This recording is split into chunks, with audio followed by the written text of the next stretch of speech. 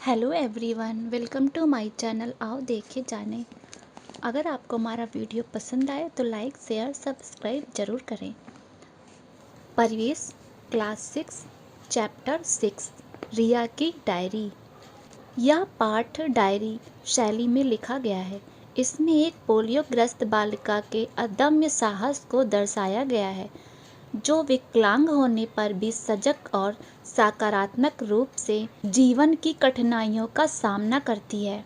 3 जुलाई।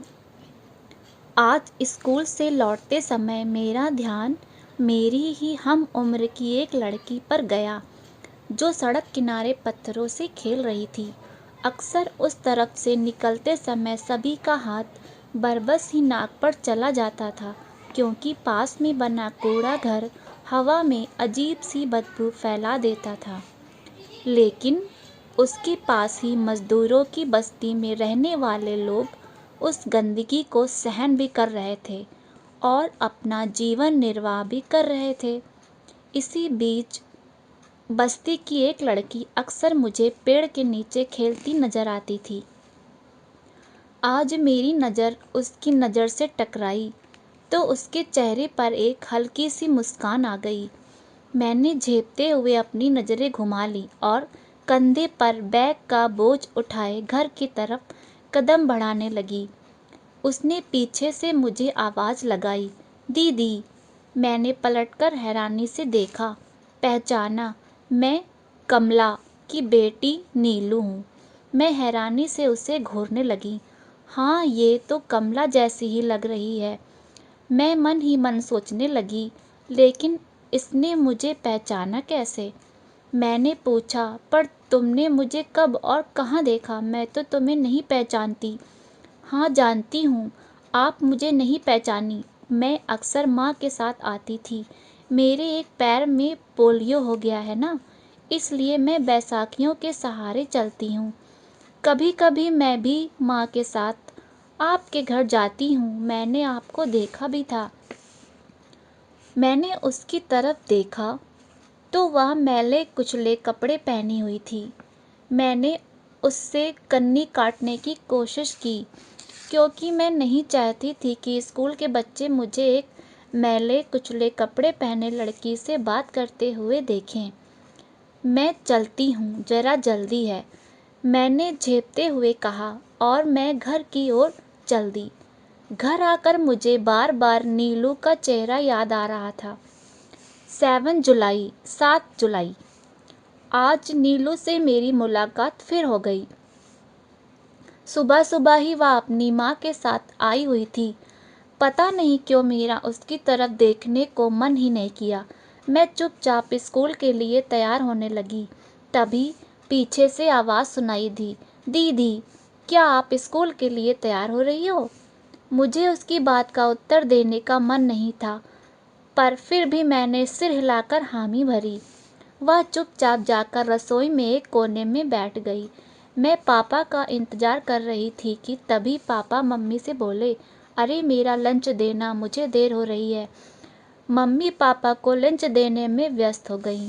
मैं भी स्कूल जाने को तैयार थी। हर रोज़ मैं और नितेश पापा के साथ ही वह स्कूल के लिए निकलते थे। 8 जुलाई। आज नीलू फिर अपनी माँ के साथ हमारे घर आई। शाम का समय था। मैं अपना गृह कार्य कर रही थी। तभी नीलू ने आकर मुझसे कहा, दीदी, क्या आप मुझे पढ़ाओगी? मैं कैसे? मैंने हिचकिचाकर पूछा। बस आप मुझे अपनी पुरानी किताबें दे दो, मैं पढ़ना लिखना जानती हूँ। मेरी बस्ती में एक दीदी आती हैं, उन्होंने मुझे हिंदी वर्णमाला सिखाई थी। धीरे धीरे शब्द जोड़कर मैं पढ़ भी लेती हूँ। मैं पहले हिचकिचाई, लेकिन उसकी पढ़ने की तीव्र इच्छा देखकर मैंने अपनी पुरानी किताबें उसे दे दी। साथ ही यह कोशिश भी की कि मेरा हाथ उसके हाथ से न छुए। उन किताबों को पाकर नीलू की खुशी का ठिकाना नहीं रहा। 15 जुलाई। आज तेज बारिश हो रही थी। मुझे तेज बुखार था। पापा मुझे डॉक्टर के पास ले गए थे। उन्होंने बहुत सी दवाइयाँ देते हुए कहा था, जल्दी ठीक हो जाओगी। घर लौटकर मैं खिड़की से काले घुमड़ते बादलों को देख रही थी। तभी नीलू ने कमरे में प्रवेश किया। क्या हुआ दीदी, बीमार हो? हाँ, और क्या, तभी तो लेटी हूँ, मैंने मुंह बनाते हुए जवाब दिया। नीलू सहम गई और थोड़ी देर चुपचाप वहीं खड़ी रही। मैंने उसकी तरफ से नज़रें हटा ली और आकाश की ओर देखने लगी, जहाँ से नन्ही नन्ही बारिश की बूंदें छलक रही थीं। नीलू भी कमरे से बाहर चली गई। इधर पापा और नितेश किसी काम से बाहर गए हुए थे। मैंने सोने की कोशिश की। दोपहर के समय मम्मी खिचड़ी लेकर मेरे कमरे में आई और बोली, रिया, दवाई खाने का समय हो रहा है, पहले खिचड़ी खा लो।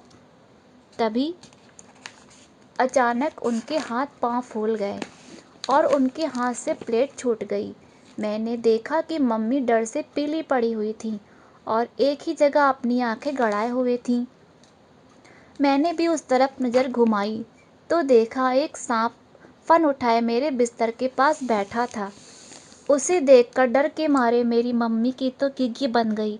तभी नीलू ने कमरे में प्रवेश किया और पास ही पड़े तौलिए को उठाकर सांप के फन के ऊपर डाल दिया और जोर जोर से आसपास के लोगों को आवाज़ें लगाने लगी, सांप सांप, बचाओ बचाओ।